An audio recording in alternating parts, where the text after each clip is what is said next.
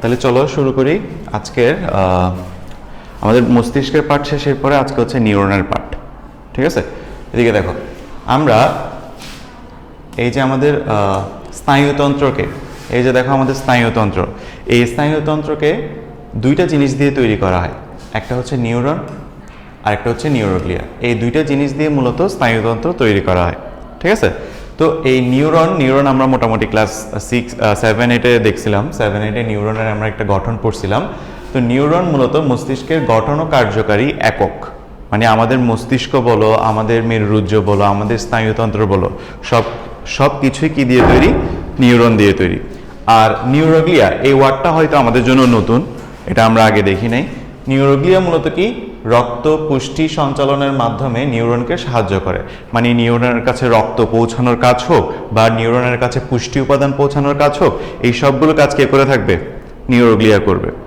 আচ্ছা, আমরা এই নিউরনের মধ্যে নিউরনের গঠনটা যদি একটু দেখি, এই যে দেখো নিউরনের একটা গঠন। তো এই নিউরনের গঠনে আমরা নিউরনকে প্রধানত দুইটা ভাগে ভাগ করতেছি। উপরের অংশ, এই যে মস্তিষ্কের পার্ট, এই যে দেখো, এই যে মস্তিষ্কের উপরের পার্ট কোষ দেহ, এবং নিচের পার্ট হচ্ছে যে প্রলম্বিত অংশ। সবাই একটু খেয়াল করি, উপরের পার্ট, এই উপরের যে মাথার মতো পার্টটা আছে নিউরনের, ওইটাকে আমরা বলি কোষ দেহ। তাহলে এইটা হচ্ছে আমাদের কোষ দেহ। ঠিক আছে, আর নিচের যে অংশটা, এটাকে আমরা প্রলম্বিত অংশ বলি। প্রলম্বিত অংশ আবার সাইডেও থাকে, যেটাকে আমরা ডেনড্রন বলি। এই যে ডেনড্রন এবং এক্সন, এই দুইটা পার্ট হচ্ছে আমাদের প্রলম্বিত অংশ। ঠিক আছে, তাহলে উপরের পার্টটা হচ্ছে মাথা, মস্তিষ্ক বলতেছি, কোষ দেহ। এই যে কোষ দেহ, এই এরিয়াটা মূলত আমাদের কি? কোষ দেহ। আর এর আশেপাশে যে শাখা প্রশাখাগুলো আছে, ওগুলোকে আমরা বলি ডেনড্রন। আর নিচের একটা লম্বা শাখাকে আমরা বলি এক্সন। ঠিক আছে, তাহলে ডেনড্রন এক্সন দুটোটা কি? শাখা বা প্রলম্বিত অংশ। ঠিক আছে, আর কোষ দেহ হচ্ছে কি? নিউরনের মাথার মতো কাজ করে। এই যে দেখো, এই যে, তাহলে নিউরনকে আমরা দুইটা ভাগে ভাগ করতে পারি। একটা হচ্ছে কোষ দেহ, আর একটা হচ্ছে কি? প্রলম্বিত অংশ। প্রলম্বিত অংশের মধ্যে আবার কি আছে? ডেনড্রন এবং এক্সন। এই বিষয়টা কি আমরা বুঝছি? আচ্ছা, তাহলে নিউরোগ্লিয়া কি করে? নিউরোগ্লিয়া হচ্ছে নিউরনকে হেল্প করে। আচ্ছা, তোমাদেরকে বলে রাখি, মস্তিষ্কের নিউরনের মধ্যে কি নাই? সেন্ট্রিওল নাই। মস্তিষ্কের নিউরনের মধ্যে কি নাই? সেন্ট্রিওল নেই। তাহলে এদের কি থাকবে না? এদের সেন্ট্রিওল থাকবে না। সেন্ট্রিওল নেই। আচ্ছা, যদি প্রাণী কোষে যদি সেন্ট্রিওল না থাকে, সেই প্রাণী কোষ বিভাজন করতে পারবে না। এই বিষয়টা কি আমরা জানি? যে কোষে সেন্ট্রিওল নেই, যে প্রাণী কোষে সেন্ট্রিওল নেই, তারা কোষ বিভাজন করতে পারে না। কোষ বিভাজন করতে পারে না। এই বিষয়টাকে আমরা বুঝছি। তাহলে দেখো, এর মধ্যে নিউরনের মধ্যে কি নাই? সেন্ট্রিওল নাই। তাহলে এ কোষ বিভাজন করতে পারে না। আর কোষ বিভাজন যে করতে পারে না, যে অঙ্গ কোষ বিভাজন করতে পারে না, ওখানে কি ক্যান্সার হওয়ার কোনো সম্ভাবনা আছে? ক্যান্সার বা টিউমার? কারণ আমরা জানি ক্যান্সার বা টিউমারের সম্ভাবনা তখনই হয় যখন অতিরিক্ত কোষ বিভাজন হয়। যে অঙ্গে অতিরিক্ত কোষ বিভাজন হবে, ওখানে মূলত ক্যান্সারের সম্ভাবনা দেখা দিবে। তাহলে এই যেহেতু কোষ বিভাজনই করে না, এই তো কোনো টিউমার বা ক্যান্সার হওয়ার প্রশ্নই ওঠে না। কিন্তু আমরা তো শুনি বিভিন্ন জায়গায় যে ব্রেন টিউমার হয়েছে, ব্রেন ক্যান্সার হয়েছে। তাহলে এই জিনিসটা কিভাবে হয়? নিউরন তো কোষ বিভাজনই করতে পারে না, তাহলে ওর থেকে কি টিউমার এবং ক্যান্সার হওয়ার সম্ভাবনা নেই। কিন্তু এই যে নিউরোগ্লিয়া যেটা আছে, নিউরোগ্লিয়া এই নিউরনকে হেল্প করার জন্য আসছে। এদের কোষের মধ্যে আবার সেন্ট্রিওল থাকে। এদের কোষে আবার সেন্ট্রিওল থাকে। তাহলে এদের কোষের সেন্ট্রিওল থাকে বিদায় এরা কোষ বিভাজন করতে পারে। ঠিক আছে, এরা কোষ বিভাজন করতে পারে। বিষয়টা বুঝছি? এরা কোষ বিভাজন করতে পারে, এবং এদের কোষ বিভাজন অতিরিক্ত হয়ে গেলে তখনই মস্তিষ্কের মধ্যে তোমার কি হবে, টিউমার বা ক্যান্সার হবে। এই জিনিসটাকে আমরা বুঝছি। ওকে, তাহলে এই পার্টটা বোঝা হয়েছে তো? আচ্ছা, তাহলে আসো আমরা নিউরনের গঠনটা দেখি। এটা তোমাদের সৃজনশীলে মাস্ট আসবে, তোমাদের গ নম্বর কোশ্চেনে সৃজনশীলের মাস্ট আসবে যে নিউরনের গঠনটা ব্যাখ্যা করো। তাহলে দেখি, উপরের এই অংশটাকে আমরা বলি কোষ দেহ। এই যে এখানে লিখে দিলাম কোষ দেহ। উপরের এই অংশটাকে আমরা বলি কোষ দেহ। ঠিক আছে, কোষ দেহ সম্পর্কে কিছু ইনফরমেশন জেনে নিতে হবে। সেটা হচ্ছে 1 নাম্বার, কোষের মধ্যে সেন্ট্রিওল নাই, যেটা একটু আগে বলছি, কোষের মধ্যে কোনো সেন্ট্রিওল নেই। ঠিক আছে, এরপর কোষের ব্যাসটা কতটুকু হতে পারে? 5 থেকে 120 মাইক্রোমিটার পর্যন্ত হতে পারে একটা কোষ দেহের ব্যাস। এরপর এই কোষ দেহে নিশল দানা নামক কিছু অংশ আমরা দেখতে পাই। নিশল দানা, তাহলে এই নিশল দানাটা মূলত কি?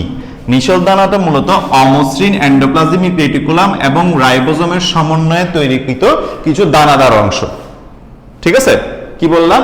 অমসৃণ এন্ডোপ্লাজমিক রেটিকুলাম প্লাস রাইবোজোমের সমন্বয়ে কি তৈরি হয়? কিছু দানার মতো তৈরি হয়, যেটাকে আমরা বলি নিশল দানা। তাহলে দেখো, যেখানে রাইবোজোম থাকবে তুমি ধরে নিবা সেটা প্রোটিন সংশ্লেষণের কাজে ইউজ হবে, প্রোটিন তৈরির কাজে ইউজ হবে। আমার কথা বুঝছো? যেখানেই রাইবোজোম দেখবা সেটা কি প্রোটিন তৈরির কাজে লাগে। তাহলে আমরা কি বুঝলাম? তাহলে এই নিশল দানা কি করে? কোষ দেহের ভেতরে এই নিশল দানা প্রোটিন তৈরি করে।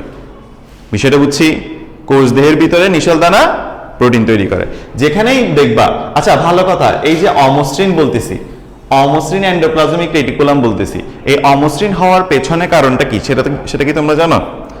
এন্ডোপ্লাজমিক রেটিকুলাম দুই ধরনের হয়, একটা হচ্ছে মসৃণ আর একটা হচ্ছে অমসৃণ। ঠিক আছে, এইটা অমসৃণ হওয়ার পেছনের কারণটা কি তোমরা জানো? দেখো মনে করো এটা মসৃণ। ঠিক আছে, মসৃণ থেকে অমসৃণ কখন হবে? যখন এর উপর কিছু জিনিস থাকবে যেটা তলকে এরকম তলের মধ্যে ঘর্ষণ নিয়ে আসবে। তাহলে দেখো, এটা মনে করো এন্ডোপ্লাজমিক রেটিকুলামের উপর যখন রাইবোজোম এরকম অবস্থান করে তখনই এটা অমসৃণ হয়। তাহলে অমসৃণ এন্ডোপ্লাজমিক রেটিকুলাম কখন গঠন হয়? যখন ওই এন্ডোপ্লাজমিক রেটিকুলামের উপর রাইবোজোম থাকে। বিষয়টা বুঝছি? তাহলে এই যে অমসৃণ হয়েছে সেটা কেন হয়েছে? এর উপর রাইবোজোম আছে যে, এই জন্য হয়েছে। এতটুকু বুঝছি। তাহলে কোষ দেহ সম্পর্কে এতটুকু ইনফরমেশন জানলে হবে। এরপর আসতেছি প্রলম্বিত অংশ। এই যে দেখো, এই যে কোষ দেহ পড়ছি, প্রলম্বিত অংশ মানে কোষ দেহ থেকে ছড়ায় যে শাখা প্রশাখাগুলো বের হয়, কোষ দেহ থেকে ছড়িয়ে ছিটিয়ে যে শাখা প্রশাখাগুলো বের হয় এটাকে কি বলে? প্রলম্বিত অংশ বলে।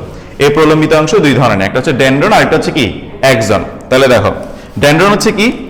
এই যে আমাদের এই কোষ দেহ থেকে চারপাশে দেখো শাখা প্রশাখা বের হয়েছে, চারপাশে শাখা প্রশাখা বের হয়েছে, এই শাখা প্রশাখাগুলোকে একত্রে বলে ডেনড্রন। ঠিক আছে, এই শাখা প্রশাখাগুলো একত্রে কি বলে? ডেনড্রন। আবার এই শাখা প্রশাখা পরে দিয়ে আরো শাখা প্রশাখায় বিভক্ত হয়েছে না? এই যে আরো সূক্ষ্ম থেকে সূক্ষ্মতর শাখা প্রশাখায় বিভক্ত হচ্ছে, এটাকে আমরা বলি ডেনড্রাইট। তো বিষয়টা বুঝছো? তাহলে কোষ দেহ থেকে যে শাখা প্রশাখাগুলো বের হয় ওগুলোকে একত্রে কি বলে? ডেনড্রন। এই শাখা প্রশাখাগুলো আরো সূক্ষ্ম ভাগে ভাগ হলে ওগুলোকে বলে ডেনড্রাইট। বিষয়টা ক্লিয়ার? আচ্ছা, তাহলে এই গেল প্রথমটা। এরপর আসতেছি, দেখো এই কোষ দেহ থেকেই একটা লম্বা প্রলম্বিত অংশ বের হবে, এটাকে আমরা বলবো অ্যাক্সন। মানে প্রলম্বিত অংশের মধ্যে যেটা সবচেয়ে বড় সেটা হচ্ছে যে কি? অ্যাক্সন। বুঝছি এতটুকু? এখন তোমরা আমাকে বলো তো, এই অ্যাক্সন ছাড়া কি কোনো নিউরন হতে পারে? তোমাদের কি মনে হয়, হতে পারে অ্যাক্সন ছাড়া? পারে।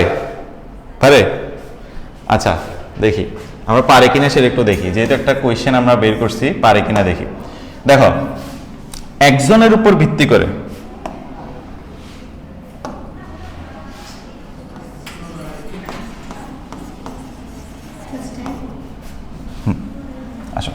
অ্যাক্সনের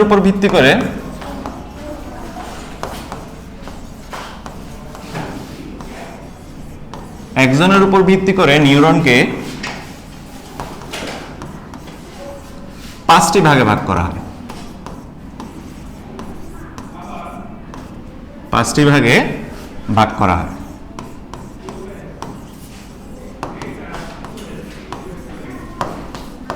যেমন কি কি দেখি, প্রথম হচ্ছে ইউনিপোলার। ইউনিপোলার, আচ্ছা এই বিষয়টা একটু বুঝি। ইউনিপোলার কি? এই যে মনে করো এই আমাদের নিউরনের মধ্যে এই একটা একজন আছে, এই একটা একজন আছে। নিউরনের মধ্যে যদি একটা একজন থাকে, নিউরনের মধ্যে যদি একটা একজন থাকে ওইটাকে আমরা বলবো ইউনিপোলার। তাহলে ইউনিপোলারে কি থাকবে? ইউনিপোলারে একটি একজন থাকবে বা একটি প্রলম্বিত অংশ থাকবে।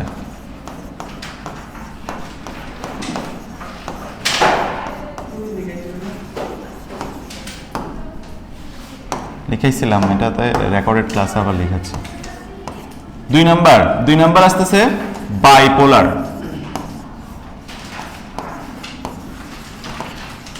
দেখো বাইপোলারে কি হবে? বাইপোলারে দুইটি একজন থাকবে। মানে বিষয়টা হচ্ছে এরকম অনেকটা, এই যে এই একটা নিউরন, এই একটা নিউরনের এই সাইডেও একটা একজন থাকবে, বিপরীত সাইডেও একটা একজন থাকবে, এরকমও হতে পারে। এই জিনিসটাকে আমরা বুঝছি। তাহলে একজন একটাও থাকতে পারে, একজন দুইটাও থাকতে পারে, দুই দিকে দুইটা একজন থাকতে পারে। এরপর আসি মাল্টিপোলার।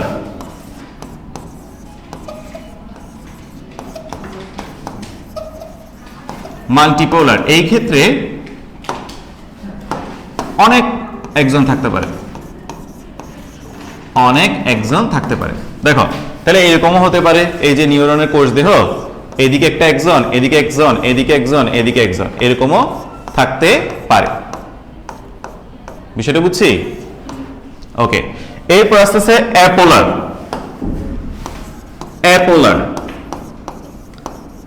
আচ্ছা বায়োলজিতে যেই জায়গায় শুরুতে দেখবা, বায়োলজিতে যেই জায়গায় শুরুতে দেখবা সেটা মনে করবা নাই, সেটা কি নাই। তার মানে এখানে কোনো কি থাকবে না? একজন থাকবে না, একজন থাকবে না।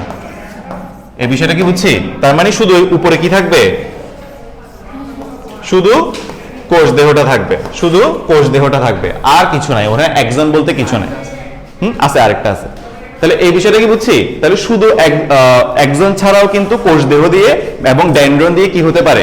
নিউরন হতে পারে। কোষ একজন না থাকলেও চলবে, ওইরকম নিউরনও আমাদের বডিতে আছে। এরপর আরেকটা প্রকার হচ্ছে কি? এরপর আরেকটা হচ্ছে সিউডো ইউনিপোলার।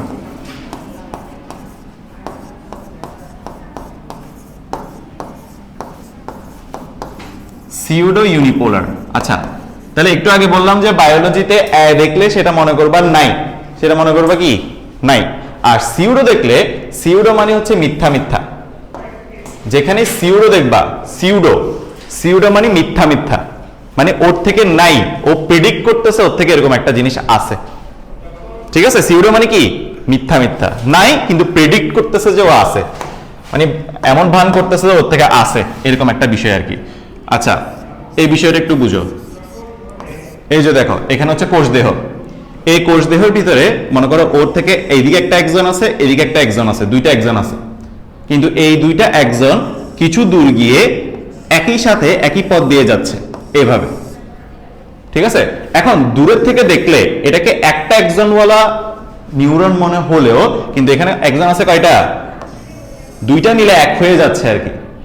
ঠিক আছে? দুইটা মিলে এই যে এখানে একটা তৈরি হয়েছে, এই একটা, আর এটা সাদাটা, আর এটা সাদাটা। তো এই দুইটা একজন এক হয়ে একই দিকে যাচ্ছে। তাহলে এখানে আসলে কয়টা? কিন্তু ও প্রেডিক্ট করতেছে কয়টার মতো? একটার মতো। এই জন্য দেখো ইউনিপোলার কি বলছিলাম? একটা। তো এই একটার মতো ভান করতেছে, কিন্তু এর একটা নাই, এই কয়টা আছে? দুইটা আছে। এই জন্য এটাকে বলে সিউডো ইউনিপোলার। তাহলে কি এটা হবে কি? দুইটি একজন থাকলেও, এটি একটির মতো মনে হয়। তাহলে এই বিষয়গুলোকে আমরা বুঝছি। তাহলে একজনের উপর ভিত্তি করে আমরা নিউরনকে এই পাঁচটি ভাগে ভাগ করছি। ক্লিয়ার?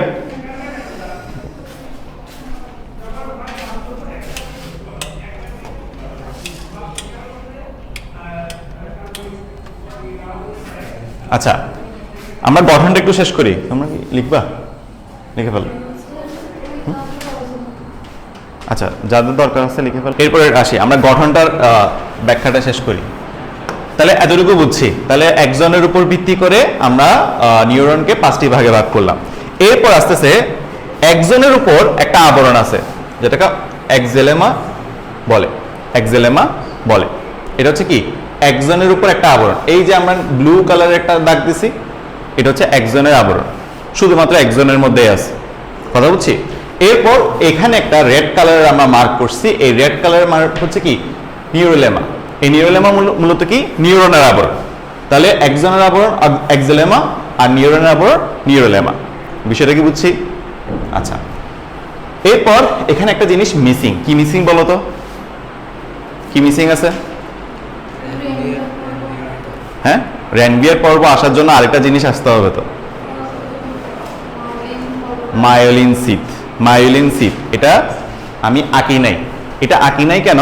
তোমাদেরকে একটা জিনিস বোঝানোর জন্য। প্রথমত, মায়োলিন সিথ ছাড়াও কিন্তু কি হয়, নিউরন হয়।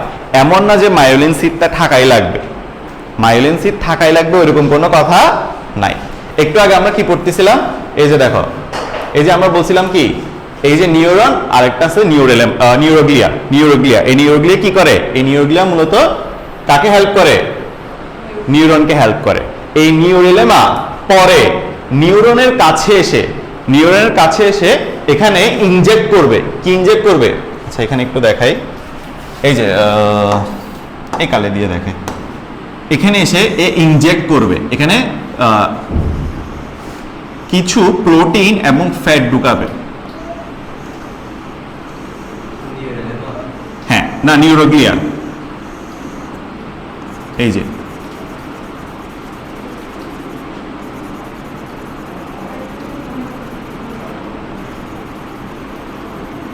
এই সাইডেও সেম।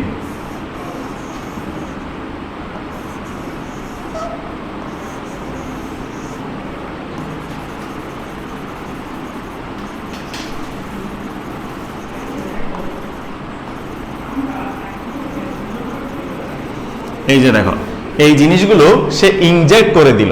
ইনজেক্ট মানে কি বলতেছি? মনে করো এই যে আমার চামড়া, তুমি একটা কিছু একটা এখানে ইনজেক্ট করে দিল, তাহলে এটা ফুলে যাবে না? ফুলে যাবে না? মনে করো 1 লিটার পানি তুমি এখানে ইনজেক্ট করে দিলা, তো এটা অবশ্যই ফুলে যাবে না? তো সেম ভাবে এই যে একটা পর্দা ছিল নিউরোলেমা, এই পর্দার মধ্যে কে আসবে? ওই নিউরোগ্লিয়া আসবে। নিউরোগ্লিয়ার কিছু কোষ আছে, এগুলো হচ্ছে কিছু কোষ যেগুলো কাকে হেল্প করে? নিউরনকে হেল্প করে, যাদের জন্য মূলত ব্রেন ক্যান্সার বা ব্রেন টিউমার হয়। ঠিক আছে? তাহলে একে ইনজেক্ট করবে। ইনজেক্ট, তাহলে ইনজেক্ট করার ফলে কি কি ইনজেক্ট করবে? Protein plus fat. Protein plus fat, এটাকে ইনজেক্ট করবে। ইনজেক্ট করলে বিভিন্ন জায়গায় এরকম এরকম স্তর তৈরি হবে। স্তর, বিষয়টা বুঝছো? মানে এখানে এসে ইনজেক্ট করলে একটা স্তর তৈরি হলো, এখানে এসে ইনজেক্ট করলে একটা স্তর তৈরি হলো, এখানে আরেকটা স্তর তৈরি হলো, এরকম করে করে এটাকে আমরা বলি মায়োলিন সিথ। Myelin sheath. তাহলে এটা কি সব নিউরনে থাকা প্রযোজ্য? মানে এটা কি শর্ত আছে যে মায়োলিন সিথ না থাকলে নিউরন হবে না? মায়োলিন সিথ আসে যে পরে, আর সব নিউরনে থাকে না। এটা কে আনে? এটা নিউরোগ্লিয়া আনে। নিউরোগ্লিয়া কি? কিছু এমন কোষ যেগুলো নিউরনকে হেল্প করে। ঠিক আছে? তো কিছু কোষ আসবে, এখানে ইনজেক্ট করে দিবে, তাহলে প্রোটিন আর ফ্যাট নিয়ে এই মায়োলিন সিথ গুলো গঠিত। আচ্ছা, একটা জিনিস চিন্তা করো, এটা নিউরোলেমার ভেতরে ইনজেক্ট করছে না, ভেতরে প্রবেশ করিয়ে দিছে, তাহলে অবভিয়াসলি এই যে আমাদের এই যে নিউরোলেমা, এই নিউরোলেমা প্রাচীরটা এখানে এসে এভাবে এভাবে ফুলে যাবে না? ফুলে যাবে, কারণ এটার ভিতরে তো ইনজেক্ট করছে, তাই না? তাহলে এদিকে দেখো, এই জায়গায় ফুলে গেল, এই জায়গায় ফুলে গেল, এই জায়গায় ফুলে গেল। এই জিনিসটা বুঝছি? আচ্ছা, এবার দেখো এই অংশগুলো দেখছো? এই অংশগুলো ফাঁকা না? যেখানে মাইলিন সিট নাই, ফাঁকা অংশ না, এই ফাঁকা অংশকে বলে রেনভিয়ার পর্ব। কি বলে? রেনভিয়ার পর্ব। বুঝি নাই? বললাম না অ্যাপোলার, একজন ছাড়া ওই যে ও বলতেছে যে একজন ছাড়া যে নিউরন হয় সেটা এখানে বলছি না, অ্যাপোলার, এই যে একজন ছাড়া একজন থাকে না। অ্যাপোলার হচ্ছে এমন একটা নিউরন যেখানে একজন নাই, শুধু শুধু কি আছে? কোষ দেহ। এই যে শুধু কোষ দেহ আছে এবং ডেনড্রন আছে, আর কিছু নেই, মানে একজনটা নাই আর কি। আচ্ছা আসি, এতটুকু বুঝছি এটাকে কি বলে? রেনভিয়ার পর্ব। তাহলে দেখো তোমরাই বলো, এই যে এই জায়গায় এই পয়েন্টগুলোতে নিউরোলেমা আর একজন এক হয়েছে না, বা সংযুক্ত হয়েছে না? হয়েছে? তোমরা বলো তো। এই যে নিউরোলেমা এই একজনের সাথে যুক্ত হয়েছে, এই যে নিউরোলেমা একজনের সাথে যুক্ত হয়েছে, সেজন্য তোমাদের বইয়ে কথাটা বলছে যে রেনভিয়ার পর্বের মধ্যেই নিউরোলেমা একজনের সাথে প্রত্যক্ষ সংস্পর্শে আসে। কারণ মায়োলিন সিট থাকলে তো নিউরোলেমা আর একজন সংস্পর্শে আসতে পারতেছে না, তাই না? তোমরা দেখো এই যে একজন, তো এই যে নিউরোলেমা, এই মায়োলিন সিট থাকার ফলে এটা কি এটা সংযুক্ততে আসতে পারতেছে না। শুধুমাত্র যেখানে মায়োলিন সিট নাই সেখানেই মূলত এসে একজনের সাথে যুক্ত হতে পারতেছে বা সংস্পর্শে আসতে পারতেছে। তো তোমাদের বইয়ে বলছে এই জন্য যে রেনভিয়ার পর্বের মধ্যেই নিউরোলেমা একজনের সাথে এসে টাচ করে বা প্রত্যক্ষ সংযোগে আসে। বিষয়টা বুঝলাম? আচ্ছা, সবাই কি বুঝছি এই বিষয়টা? এরপরে আসি, এরপরে এই যে একজন পরবর্তীতে দুইটা ভাগে ভাগ হয়ে যায়, তোমাদের বই এটা নিয়ে কথা বলে নাই, আমি একটু বলে রাখি। কোলাট্রাল শাখা বলে এটাকে, কোলাট্রাল শাখা। এরপর আস্তে আস্তে এই শাখাগুলো আবার ভাগ হয়, যেগুলোকে আমরা বলি টেলোটেন্ড্রিয়া। এই শাখাগুলো টেলোটেন্ড্রিয়া। এই টেলোটেন্ড্রিয়ার লাস্টে দিয়ে এই অংশগুলোকে বলি সিনেপটিক নব। মানে এখানে সিনেপস তৈরি হবে। কি তৈরি হবে? সিনেপস, মানে একটা নিউরনের সাথে আরেকটা নিউরন যুক্ত হবে, বুঝছো? সিনেপস তৈরি হবে। এরপর হচ্ছে আমরা সিনেপস নিয়ে কিছু কথা বলবো। এখানে আর কোনো কিছু বাকি আছে কিনা দেখো, বুঝছো কিনা? যদি বুঝে থাকো, কিছু লিখে থাকলে লিখে নাও এখান থেকে। তাহলে আসো সিনেপস পার্টটা করি। সিনেপস,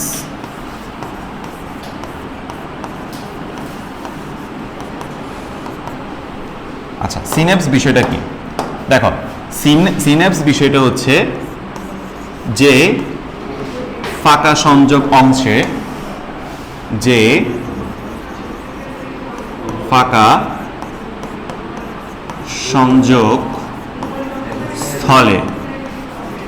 ফাঁকা সংযোগ স্থলে, কোনো নিউরনের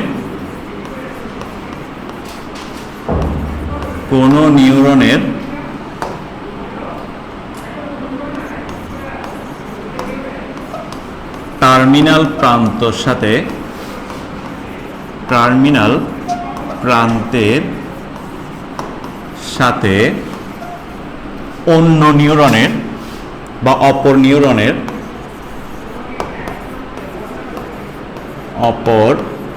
নিউরনের ডেনড্রন যুক্ত হয়, তাকে সিনেপস বলে। আচ্ছা বিষয়টা একটু বুঝি। দেখো এই যে মনে করো এই হচ্ছে আমাদের একটা নিউরন,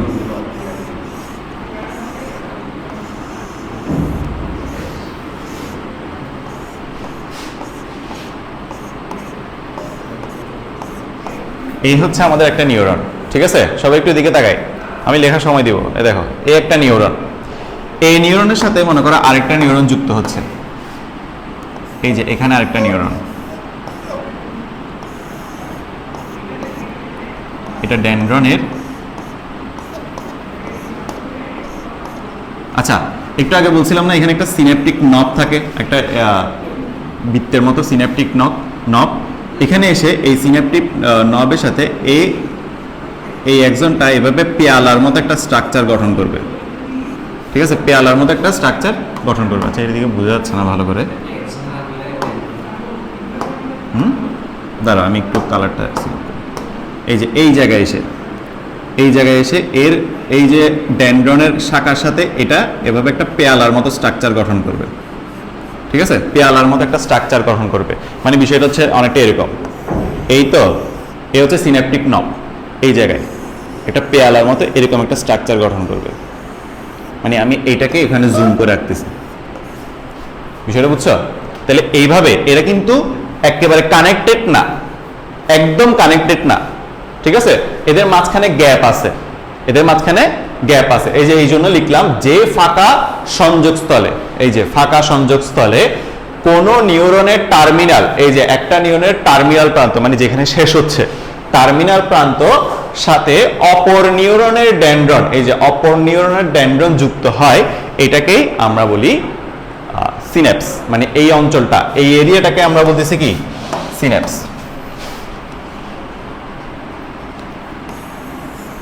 এই এরিয়াটাকে আমরা বলতেছি, হ্যাঁ হ্যাঁ সবগুলোর সাথে না, মানে এখানে দেখো এখানে আবার কথা আছে, এই একটা নিউরন কি শুধু একটার সাথে যুক্ত হবে না, এই একটা নিউরন অনেক নিউরনের সাথে যুক্ত হতে পারে, অগণিত নিউরনের সাথে যুক্ত হতে পারে। মনে করো এই এক জায়গায় যুক্ত হলো একটা সিন্যাপটিক নব দিয়ে, আরেকটা সিন্যাপটিক নব দিয়ে এটার সাথে যুক্ত হলো, আরেকটা সিন্যাপটিক নব দিয়ে এটার সাথে যুক্ত হলো, মানে বিভিন্ন সিন্যাপটিক নব দিয়ে সে বিভিন্নটার সাথে যুক্ত হতে পারে। মনে করো এই সিন্যাপটিক নব এদিকে এসে আরেকটার সাথে যুক্ত করলো, এই যে মনে করো এখানে এসে আরেকটার সাথে সে যুক্ত হলো, তাহলে অগণিত যুক্ত হতে হতে এরা এই যে আমাদের স্নায়ুতন্ত্র তৈরি করে। আমাদের স্নায়ুতন্ত্রে আমরা কয়টা অংশ পড়ছিলাম? মস্তিষ্ক পড়ছিলাম, সুষুম্নাকাণ্ড পড়ছিলাম, মেরুরজ্জ পড়ছিলাম, তাই না? মেরুরজ্জ মূলত সুষুম্নাকাণ্ডকেই বলে, ঠিক আছে? এই যে প্রান্তীয় স্নায়ুতন্ত্র, আমাদের চারপাশে আমরা যে ফিলিংসটা পাই বা ব্যথাটা পাই, এই ব্যথাটা মূলত কি জন্য আসতেছে? এই প্রান্তীয় স্নায়ুতন্ত্র। তাহলে প্রান্তীয় স্নায়ুতন্ত্র হোক বা কেন্দ্রীয় স্নায়ুতন্ত্র হোক, সবগুলো কি দিয়ে তৈরি? এই নিউরন। এই নিউরন সংযোগ ঘটায় আমাদের এই যে পুরা প্রান্তটা তৈরি করতেছে। এই যে আমরা হাতে মশা কামড়ালে যে অনুভূতিটা পাচ্ছি, সেটা কেন পাচ্ছি? কারণ আমাদের এখানে এই যে নিউরনগুলো এভাবে যুক্ত হয়ে চারিদিকে ছড়িয়ে আছে। আর এই নিউরন যদি নষ্ট হয়ে যায়, মনে করো সাপোজ এখানে কানেকশন আসতেছে, এই কানেকশন এদিকে যাচ্ছে, মনে করো এই কানেকশন এইভাবে যাচ্ছে, এটার সাথে এটা যুক্ত হয়েছে, এরকম একটা তারের মতো কানেকশন তৈরি করলো না? এটা পুরো একটা তারের মতো কানেকশন তৈরি করলো না? এই কানেকশনের মধ্যে মনে করো কোনো একটা নিউরন বা কোনো একটা নিউরন গুচ্ছ কি হয়ে গেছে? নষ্ট হয়ে গেছে, নষ্ট হয়ে গেছে। এখন নষ্ট হয়ে গেলে হবে কি? নষ্ট হয়ে গেলে এটা কি রিপ্লেস হবে? কারণ আমাদের দেহের বেশিরভাগ কোষ তো রিপ্লেস হয়ে যায়। যে আমাদের মনে করো এখানে আমি হাতে ব্যথা পাইছি, হাত কেটে গেছে, পরবর্তীতে দেখবো যে এটা আবার শুকাই গেছে। কেন শুকাই যায়? কারণ কোষ বিভাজনের ফলে আমাদের ওই প্লেসটা, ক্ষতটা কি হয়ে যায়? ভরে যায়, বা গর্ত যদি মনে করো কেটে গেছে, অনেক বড় একটা গর্ত সৃষ্টি হয়েছে, সেই ক্ষেত্রে এটা গর্তটা সেরে যায়।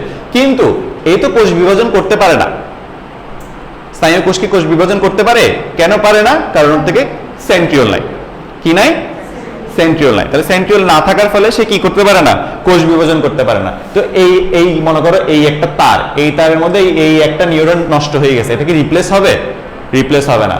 আর সিনেপসের মাধ্যমে হচ্ছে উদ্দীপনা এক নিউরন থেকে অন্য নিউরনে যায়। মানে তোমার মনে করো একটা উদ্দীপনা তৈরি হয়েছে, মানে তোমাকে মশা কামড়াইছে, তোমার মশা যেই জায়গায় কামড়াচ্ছে ওই জায়গায় নিউরন একটা উদ্দীপনা গ্রহণ করবে। কি করবে? গ্রহণ করবে একটা উদ্দীপনা। আচ্ছা ভালো কথা, তোমাদের আরেকটা কথা বলা হয় নাই, সেটা একটু বলি। সেটা হচ্ছে যে নিউরন স্নায়ুতন্ত্রকে আবার তিন ভাগে ভাগ করা হয় কাজের উপর ভিত্তি করে। তিন ভাগে ভাগ করা হয় কাজের ভিত্তিতে। কি কি? একটা হচ্ছে সংবেদী স্নায়ুতন্ত্র, সংবেদী স্নায়ুতন্ত্র।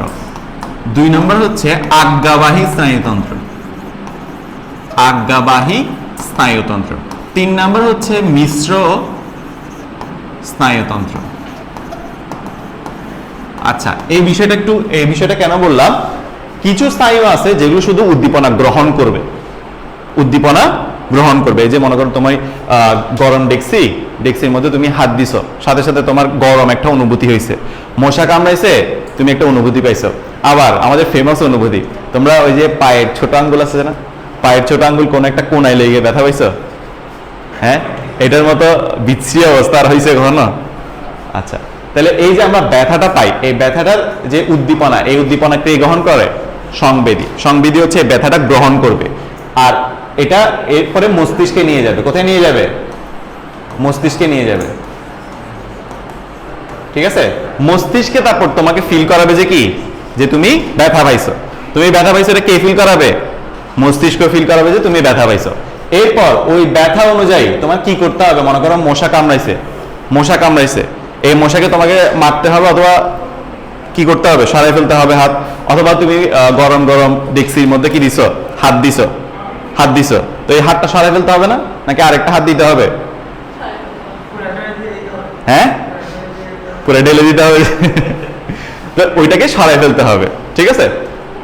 দেখো মশার ক্ষেত্রে আলাদা, মশার ক্ষেত্রে আরেকটা হাত দিয়ে মারতেছো, কিন্তু গরম ডেক্সির বেলায় ওটা সরাই ফেলতেছো। তাহলে ডিসিশন মেকিংটা কি করবে? মস্তিষ্ক করবে। এই মস্তিষ্ক আজ্ঞাবাহী স্নায়ুকে একটা আদেশ দিবে, আজ্ঞা দিবে, আদেশ দিবে যে তুমি এটা করো। এখন তোমার যেহেতু এটা হয়েছে, মানে তোমাকে যেহেতু মশা কামড়াইছে, তুমি অন্য হাত দিয়ে মারো, অথবা তুমি যেহেতু গরম ডেক্সিতে হাত দিছো, তুমি কি করো? হাতটা সরিয়ে ফেলো। তাহলে এই আজ্ঞাবাহী স্নায়ুতন্ত্র মস্তিষ্ক থেকে আবার ওই জায়গায় ফেরত আসবে, যে জায়গায় মনে করো আদেশটা দিচ্ছে। মনে করো এই হাতকে যদি আদেশ দেয়, তাহলে এই হাতে আসবে, ঠিক আছে? মনে করো এই হাতকে সরাই ফেলার আদেশ দিচ্ছে, সেই ক্ষেত্রে আবার পুনরায় সেম হাতে আসবে। তাহলে আজ্ঞাবাহী হচ্ছে যে ওই আজ্ঞাটা নিয়ে আসবে যে জায়গায় নিয়ে আসা দরকার, বুঝছো? আর মিশ্র স্নায়ু কি? এই দুইটাকে সংযোগ করাই হচ্ছে মিশ্র স্নায়ু মস্তিষ্কের মধ্যে। মানে বিষয়টা হচ্ছে এরকম, মনে করো একটা মস্তিষ্ক, তো এই যে এটা মস্তিষ্ক, তো এই যে আজ্ঞাবাহী স্নায়ুতন্ত্র আসবে, ঠিক আছে? সরি, সংবেদী স্নায়ুতন্ত্র আসবে, আজ্ঞাবাহী স্নায়ুতন্ত্র বের হয়ে যাবে, তাই না? তো এই দুইটার মধ্যে একটা সংযোগ করতে হবে না? এই দুইটার মধ্যে সংযোগ করাবে কে? এই যে মিশ্র।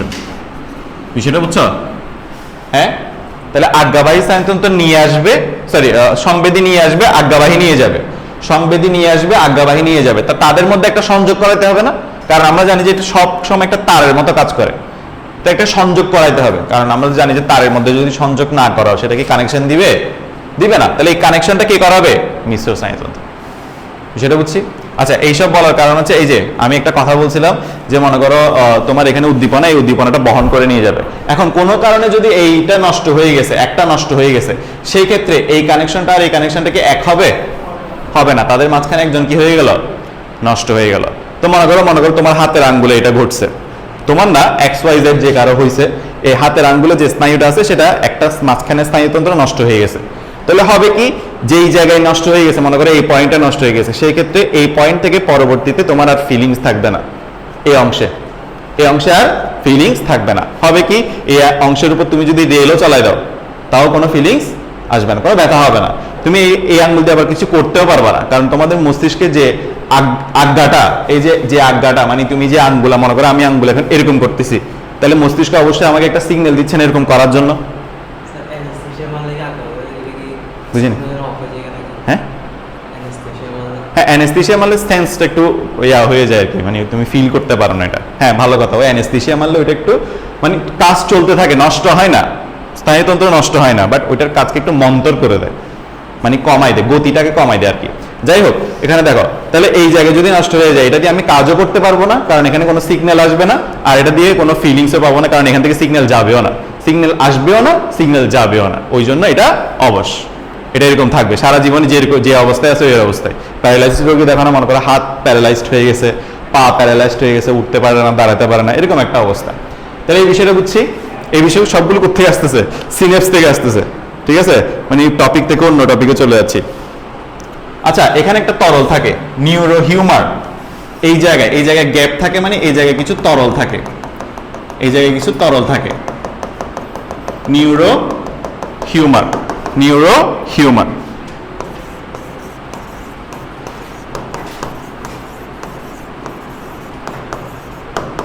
নিউরো হিউমার নামক তরল থাকে। আচ্ছা, এবার আসি এই যে সিনেপস আছে, এই সিনেপস দুইটা মাধ্যমে, এদিকে দেখাও, লিখিও না, এই সিনেপস দুইটা মাধ্যমে এক জায়গা থেকে অন্য, মানে এক নিউরন থেকে অন্য নিউরনে ইনফরমেশন ট্রান্সফার করে। আচ্ছা দেখো,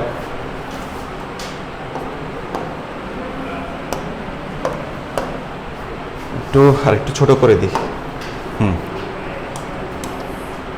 এই দেখো, দুইটা উপায়ে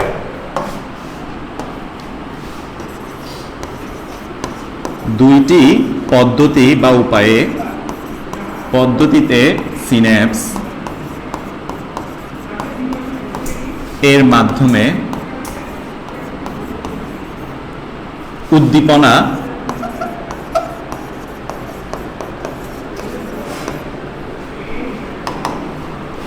বাহিত হয়। আচ্ছা, আমরা কি করতেছি? এই যে দেখো, এই নিউরন থেকে এই নিউরনে যে উদ্দীপনাটা বহন হচ্ছে সেটা দুইটা পদ্ধতিতে বহন হয়। ঠিক আছে, একটা হচ্ছে কিসের মাধ্যমে? Action potential electric signal. Action potential electrochemical signal. ঠিক আছে, কি লিখলাম? Action potential electrochemical signal. ঠিক আছে, মানে অনেকটা তড়িতের মতো কিছু সিগন্যাল যায়, তড়িতের মতো কিছু সিগন্যাল যায়। এই সিগন্যাল এখান থেকে এখানে, এখান থেকে এখানে ফ্লো হয়। ঠিক আছে, এটা অনেকটা ওই সিগন্যালের মতো। যারা আমার হার্টের ক্লাসটা করছো, হৃৎপিণ্ডের ক্লাসটা করছো, আমরা এসএ নোট পড়ছিলাম না, সাইনোয়াট্রিয়াল নোট।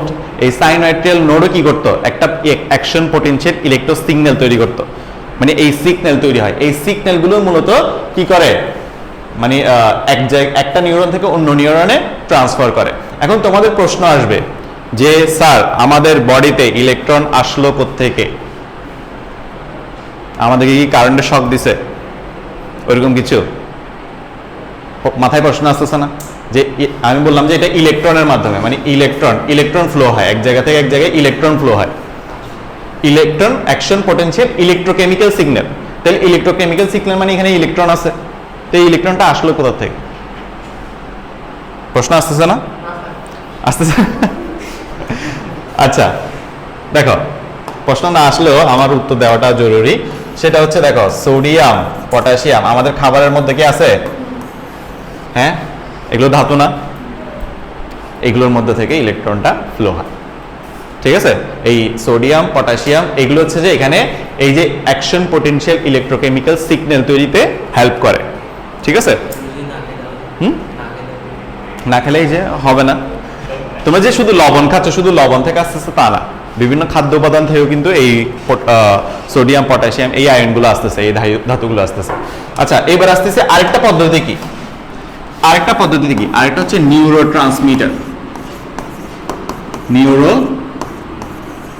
ট্রান্সমিটার। এগুলো হচ্ছে বিভিন্ন এনজাইমের মাধ্যমে হতে পারে। যেমন তোমাদের ফেমাস একটা এনজাইম ডোপামিন। ফেমাস না? ডোপামিন রিলিজ হয়। এরকম আমরা একটা কথা বলি না, ডোপামিন হচ্ছে একটা নিউরো ট্রান্সমিটার। এই নিউরো ট্রান্সমিটারের মাধ্যমে একটা নিউরন থেকে আরেকটা নিউরনের সিন্যাপসের মাধ্যমে উদ্দীপনাটা বহন হয়। আচ্ছা, উদ্দীপনা বিষয়টা কি বুঝছো তোমরা? উদ্দীপনা বিষয়টা কি? এই যে তুমি একটা ব্যথা পাইছো, এই যে ব্যথা পাওয়ার একটা অনুভূতি, এই অনুভূতিটা একটা নিউরন থেকে অন্য নিউরনে ট্রান্সফার হয়। এই নিউরনটা ট্রান্সফার হতে হতে ব্রেনের কাছে পৌঁছায়। ব্রেন যখন বলে যে তুমি ব্যথা পাইছো, তখনই আসলে তুমি ব্যথাটা ফিল করতেছো। বিষয়টা বুঝছো? মানে দেখো, তুমি মনে করো বাড়ি খাইছো, তোমার কোনো ফিলিংস নাই, হঠাৎ করে মনে বললো আমি তো বাড়ি খাইছি, তখন তোমার ব্যথার ফিলটা হচ্ছে। কথা বুঝছো? মানে ব্রেন যদি রিয়েলাইজ না করে, অনেক সময় তোমরা হয়তো খেয়াল করছো তোমাদের লাইফে ঘটছে কিনা, যে তোমার এখানে কেটে গেছে, সাপোজ কেটে গেছে, কোনো জায়গায় হাঁটতে হাঁটতে কেটে গেছে, তুমি ফিল করো নাই, পরবর্তী তোমার বন্ধু বলতেছে তো এখানে কেটে গেছে, ফিল করো নাই, কিন্তু দেখতেছো অনেক বড় কেটে গেছে। এরকম হয় না? হ্যাঁ, এই যে এরকম অলওয়েজ হয় না? তো এই বিষয়টা হচ্ছে কি, যে তোমার উদ্দীপনাটা মস্তিষ্ক পর্যন্ত গিয়েছে, কিন্তু মস্তিষ্ক ওটা রিফ্লেক্ট করে নাই, সেটা আর কি। মানে ওইটাই বলতে যাচ্ছি যে কোথাও কেটে গেছে, তুমি ফিল করতে পারো নাই, কারণ কি? তোমার মস্তিষ্ক এটা নিয়ে অ্যালার্ট দেয় নাই তোমাকে। সেই জন্য তুমি ব্যথা পাওয়ার পরও ফিল, আমারও অনেক সময় হয়েছে এটা পুরো কেটে গেছে কিন্তু কোনো ফিল নাই, মানে আমি বুঝতেই পারিনি। এটা কখন হয়? যখন মস্তিষ্ক ওইটা নিয়ে অ্যালার্ট না, মানে তুমি যে কাটছো ওইটা নিয়ে মস্তিষ্ক অ্যালার্ট না, বা তোমার ধ্যান ওখানে নাই, তুমি মনোযোগ অন্য একটা জায়গায় দিছো, অন্য কিছু চিন্তা করতেছো, তোমার এখানে কেটে গেছে, তুমি এটা বুঝতে পারো নাই। তো আমরা ব্যথা কখন অনুভূত হব, মানে আমাদের ব্যথা কখন অনুভূত হবে, যখন এখান থেকে যেই জায়গায় ব্যথা পাইছো ওই জায়গা থেকে যদি মস্তিষ্কে অনুভূতিটা বহন করে নিয়ে যায়, সেই ক্ষেত্রে আমরা অনুভূতিটা বহন করতে ফিল করতে পারবো, যদি মস্তিষ্ক এটা নিয়ে অ্যালার্ট থাকে আর কি। এই হচ্ছে কথাবার্তা সিন্যাপস নিয়ে। ঠিক আছে, তোমাদের বই কোথায়, তোমরা বইটা একটু দেখি। আর কোনো কথা আছে, কোনো কি টপিক মিস গেছে? আচ্ছা, একটা টপিক মিস গেছে, সেটা হচ্ছে কি প্রতিটি নিউরনে 7 থেকে 10,000 নিউরনের সাথে যুক্ত হতে পারে। তাহলে একটা নিউরন 7 থেকে 10,000, এমনটা বুঝতেছো, 7 থেকে 10,000 নিউরনের সাথে যুক্ত হতে পারে, নিউরনের সাথে যুক্ত হতে পারে 7 থেকে 10,000, হিউজ নাম্বার, মানে একটা নিউরন 7 থেকে 10,000। এবার চিন্তা করো ডেনড্রন এবং এই যে সিনেপটিক নব কয়টা থাকতে পারে, ডেনড্রন এবং সিনেপটিক নব কয়টা থাকতে পারে, এটা একটু খেয়াল করে দেখো। তাহলে আজকের ক্লাসটা বুঝছি আমরা। আজকের ক্লাসে আমরা একটু ওভারঅল যদি বলি, আমরা এই যে পড়লাম স্নায়ুতন্ত্রের কি কি আছে। স্নায়ুতন্ত্রের দুইটা অংশ আছে, নিউরন, নিউরোগ্লিয়া। এটা কিন্তু তোমাদের বইয়ে নাই, এটা এক্সট্রা ইনফরমেশন, বইয়ে নাই, এক্সট্রা ইনফরমেশন দিলাম। ঠিক আছে, নিউরোগ্লিয়া, এই নিউরোগ্লিয়া কি করে, এই নিউরোগ্লিয়া নিউরনে হেল্প করে। কারণ আমি বেশিরভাগ ক্ষেত্রে দেখি যে স্টুডেন্টরা আমার কোয়েশ্চেনের আনসার দিতে পারে না। প্রথম কোয়েশ্চেন হয় যে কি, ব্রেনে কি ক্যান্সার বা টিউমার হয়, সবাই বলে যে হ্যাঁ হয়। দ্বিতীয় কোয়েশ্চেন কি, নিউরনে কি কোষ বিভাজন হয়, হয় না। কেন হয় না? এরপর আর আনসার দিতে পারে না, কেন হয় না, সেন্ট্রিওল নাই। তাহলে ব্রেন তৈরি হয় নিউরন দিয়ে, নিউরনে সেন্ট্রিওল নাই, সেন্ট্রিওল নাই বলে কোষ বিভাজন করতে পারে না। তাহলে ক্যান্সার কেন হয় বা টিউমার কেন হয়, তখন আনসার ওরা দিতে পারে না, কারণ ওরা নিউরোগ্লিয়া সম্পর্কে জানে না। নিউরোগ্লিয়া আরো একটা কোষ যেটা মস্তিষ্কের মধ্যেই থাকে, ওখানে আবার 4 ধরনের কোষ আছে, ওগুলো ডিটেল ব্যাখ্যা তোমরা ইন্টারে পড়বা। আপাতত নিউরোগ্লিয়া আছে, এটা জেনে নাও। এরপর আস্তে আস্তে আমরা নিউরনের গঠন নিয়ে, নিউরনের গঠন আমরা দেখলাম। ঠিক আছে, প্রত্যেকটা জিনিস আমরা ব্যাখ্যা করলাম। এরপর আমরা কি করলাম, এই যে অ্যাকশনের উপর ভিত্তি করে নিউরনকে 5টা ভাগে ভাগ করা হয়, এটাও এডিশনাল ইনফরমেশন, তোমাদের বইয়ে নাই। এরপর আমরা এই যে সিন্যাপস নিয়ে আলোচনা করলাম, 2টা পদ্ধতির মাধ্যমে এটা ফ্লো হয়। তোমরা যখন ইন্টারে যাবা এই পদ্ধতিটাও পড়বা, কিভাবে স্টেপ বাই স্টেপ এটা ইলেকট্রোকেমিক্যাল সিগন্যালটা তৈরি হয়, সেটা ইন্টারে গেলে পড়বা। তো এত অ্যাডভান্স পড়ালেখার দরকার নাই আপাতত। তোমরা যে এই 2টা পদ্ধতি শিখছো, এটাও কিন্তু বইয়ে নাই, বইয়ে শুধু এতটুকু কথা আছে, ইলেকট্রোকেমিক্যাল সিগন্যাল, এতটুকু একটা কথা আছে, অ্যাকশন পটেনশিয়াল এই ওয়ার্ডটাও নাই। বিষয়টা বুঝছি? তাহলে এতটুকু বুঝছি। পরের ক্লাসে আমরা প্রতিক্রিয়া সম্পর্কে শুরু করব। প্রতিক্রিয়া বা রিফ্লেক্স অ্যাকশন নিয়ে শুরু করব। আচ্ছা, দিচ্ছি আমি।